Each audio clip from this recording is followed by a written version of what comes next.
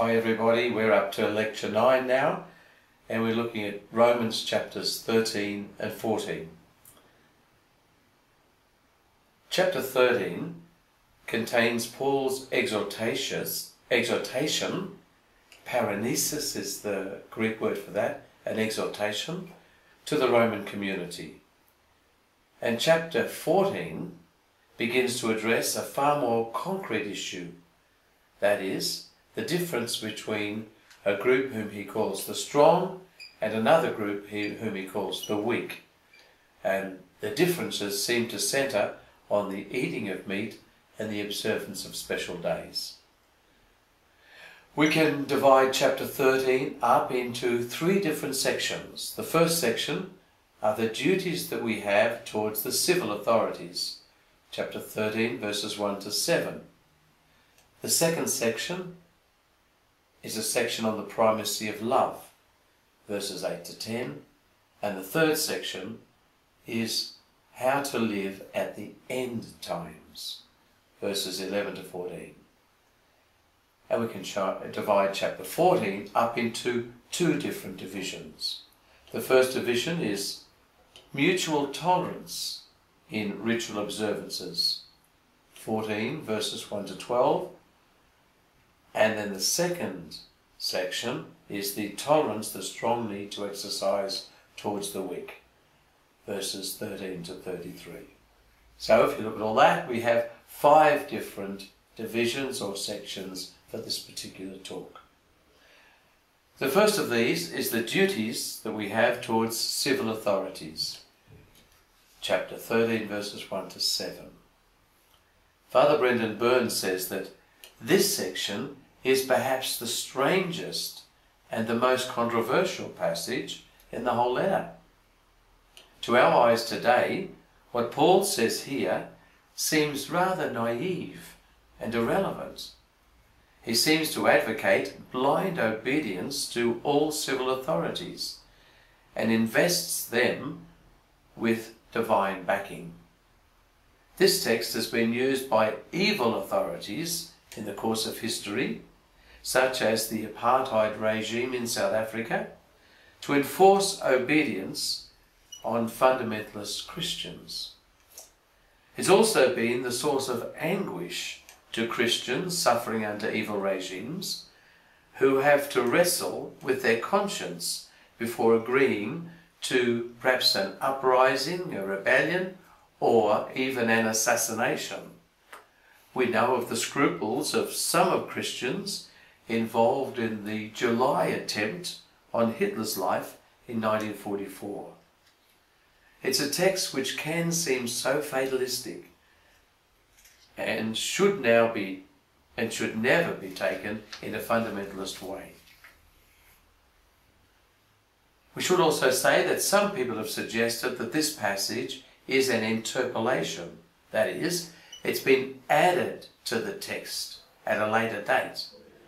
And they say this because there's no mention of heavenly citizenship or of the ambiguous relationship of all Christians to any earthly authority. And of course, living in the end times, as Paul is so conscious that we are doing, Paul would normally, we would have thought, spoken like that. And further, the letter reads smoothly if you take this passage out.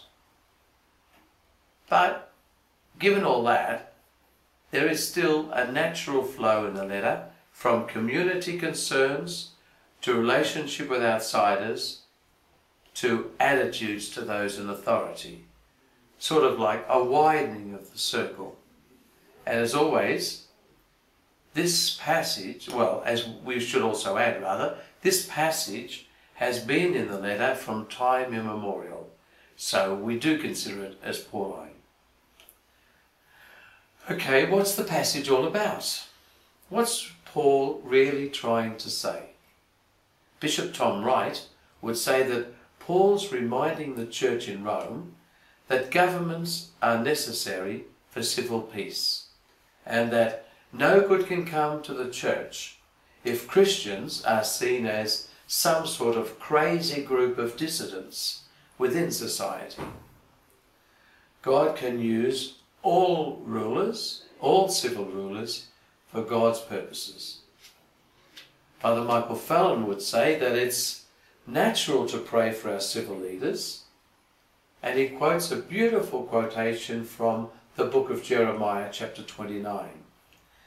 Seek the welfare of the city where I have sent you into exile, and pray to the Lord on its behalf, for in its welfare you will find your own welfare.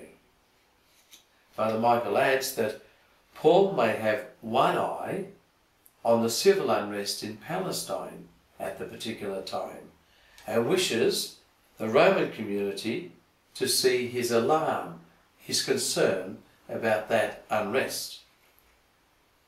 Paul has a focus on delegated power, and he assumes that, on balance, it's good for us, it's beneficial. And Brendan Byrne, talking about this text, sees that there is a question about taxation that's primary within it, and he relates it to the civil unrest in Rome in the late 50s of the Christian era.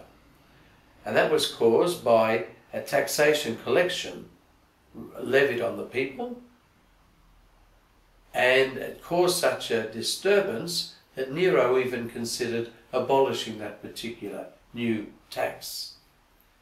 Brendan Byrne says, Paul may have been anxious lest the highly vulnerable Christian churches adopt imprudent policies, sure to bring them into conflict at least with minor government officials.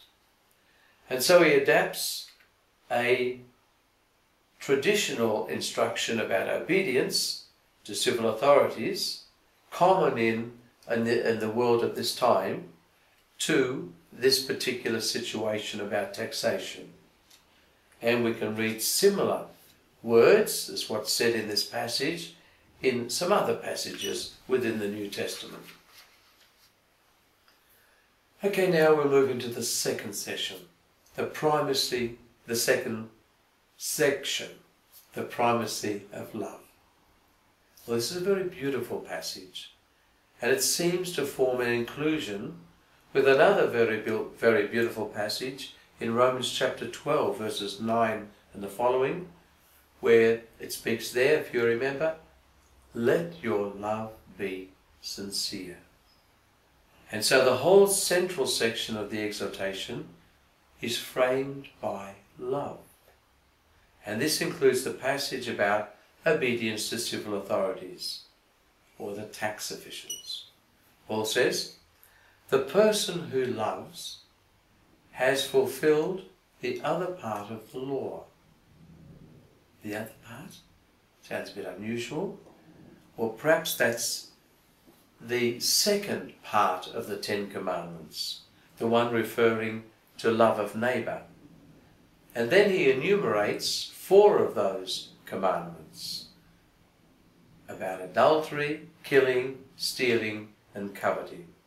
He adds, these and any other commandments are summed up in this sentence, you shall love your neighbour as yourself. And that's a direct citation from Leviticus chapter 19, verse 18. Paul is obviously here drawing on the teaching of Jesus himself. In Mark chapter 12, where one of the scribes asked Jesus, what's the first of all the commandments? And Jesus says, you shall love the Lord your God with all your heart, with all your mind, with all your soul, and with all your strength. And the second is very like it. You shall love your neighbour as yourself. Paul will actually write a similar thing in Galatians chapter 5. The whole law is summed up in a single commandment. You shall love your neighbour as yourself. And this whole understanding of the law's summation is found in Jewish teaching as well. Rabbi Hillel, who was teaching in the first decades of our Common Era,